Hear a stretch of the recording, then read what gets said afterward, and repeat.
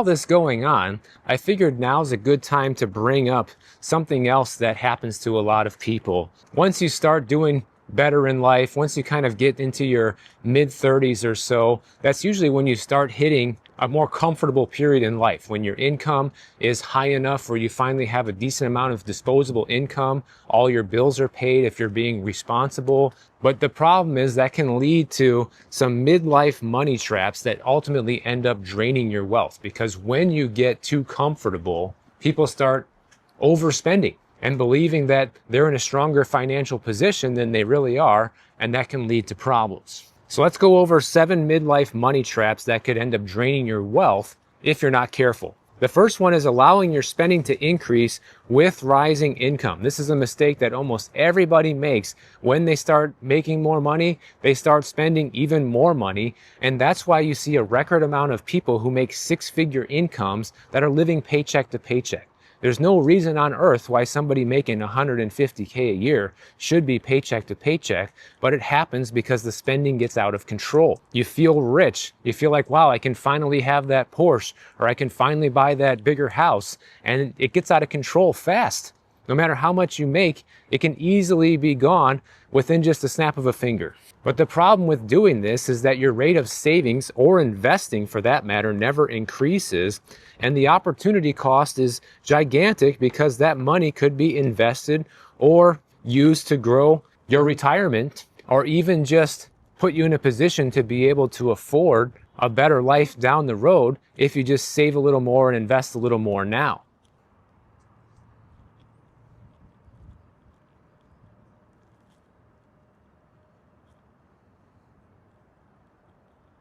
The second thing that people get caught up in is they don't diversify their investments. Generally, people who even do make investments, they end up concentrating their investments into what they see as sure bets instead of diversifying and accepting normal rates of growth. Look at all the people that poured into Bitcoin, or people that are betting big on Nvidia or things like that, basically gambling. And it's okay to have something invested into speculative investments in case it really does pay off, but you don't want to be betting the farm on it. Sometimes you can get lucky and this can work out, but more times than not, you're not going to be so lucky, and you're going to be wishing you would have went the steady and safe route and had more sustainable long-term growth and not have lost everything trying to get rich quick. The third one is really big, especially right now, which is that a lot of people underestimate the impact of inflation. A lot of people usually end up failing to account for just how big it can be, and inflation can really drain your retirement savings or any of your investments a lot faster than people think. Just ask people who have just recently retired or are planning on retiring in the next few years, and I'm sure a lot of them will tell you that they didn't think that they were going to need as much as they actually do because they didn't plan properly for inflation. And it's not really their fault, because nobody could have known inflation was going to be this bad. I mean, we haven't had inflation this bad since the 1970s. So we're talking 50 years ago was the last time it was a major problem. So it's hard to plan for stuff like that. But think about it like this. With just 30 years at 2% inflation per year, your original amount that you have saved is now worth about half of what it was at the start. So that's why it's important to have your money invested as much as possible and keep it invested for as long as possible to ensure that your returns are going to be as high as they possibly can be. So when you are ready to retire, you're going to have more than you think you need. And this fourth one is kind of the kiss of death for a lot of people.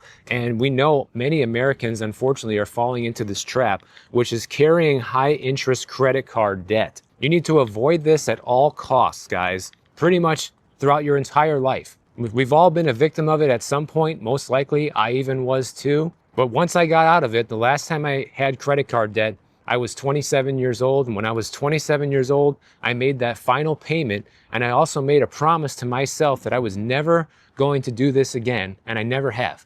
Do I still use credit cards to buy things? Yeah, I do. I take advantage of the points, I take advantage of the cash back, but I never buy something that I can't afford to pay for in cash right now. I just use it as a tool to get free stuff. That's it. Too many people are living off of credit cards these days because they can't afford their lifestyle. They're living far beyond their means, and this is a huge mistake. if you actually do need money for whatever reason, you're much better off taking a personal loan, for example, or maybe you only pay 7 or 8 or 9% interest. Or I hate to even say this, but using buy now, pay later can be a better option than a credit card because it gives you more time to pay it off without paying any interest. But the penalties can be just as high as using a credit card if you don't pay it off in time.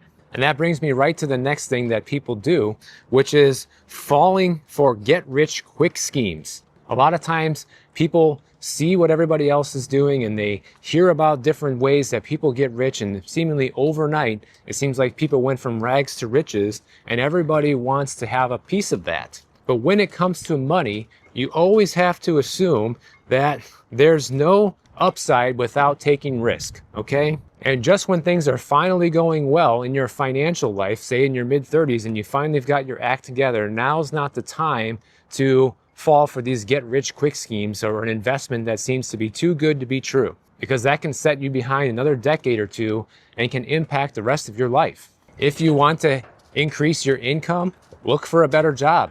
Get a side hustle, start a side business, something that's safe and reliable to increase your income. Don't look for risky investment strategies or get-rich-quick schemes that seem too good to be true, because whenever it sounds too good to be true, it certainly is. So the sixth mistake that people make is not building an emergency fund during good times. When things are going well, you need to be saving a good portion of that income for when things are not going well, because inevitably you're going to have tough times at some point in your life, unless you're just extremely lucky, and consider yourself very lucky because you'll just have that extra emergency fund that you never actually needed. Fantastic. The old traditional advice with emergency funds was always 3 to 6 months, guys, but with how expensive life is today and how expensive the cost of living is, I think people really need to be aiming for a 12-month emergency fund. If you can do even more than that, great. Because I've gone over several stories in the past where people have been out of work for 12, 18 months or sometimes even longer in this economy. So you really can't have too much saved up. Do you want to have it all in just a savings account? No. But at least if you have, 2 or 3 years of emergency savings, and some of it can be tied up into liquid assets like the stock market or your portfolio, whatever, that can easily be accessed, that's okay. As long as it's something that you can access right now and you're not taking it out of your retirement savings, so to speak. And one of the biggest mistakes that people inevitably make when they start making a comfortable amount of money is they buy too much house or too nice of a car. We kind of covered this a little bit earlier with the lifestyle inflation, but it deserves its own quick little segment here because it's one of the most common traps that people end up falling into. So many people fall into the trap of wanting to keep up with the Joneses. They look at their neighbor and they say, oh, look, Jeff just bought a brand new car and I make more money than he does. So why can't I do it? Well, you don't know what Jeff's financial situation is. You don't know if he just won the lottery. You don't know if he got a large inheritance, or you don't know if he's just up to his eyeballs in debt and living far beyond his means, is about ready to have his house foreclosed on tomorrow. But people give into this stuff because they don't want to look like they're falling behind. They want to impress their friends and their families and make it look like they're doing well and have the high status in society. And there's nothing wrong with buying yourself something nice as a reward, but only once you can truly afford it, guys. Like, for example, a brand new car. If you have to have a $700 or $1,000 a month car payment to afford that brand new car, chances are you probably can't afford it. Because if you need to borrow that much to buy the car, then you really don't have the money.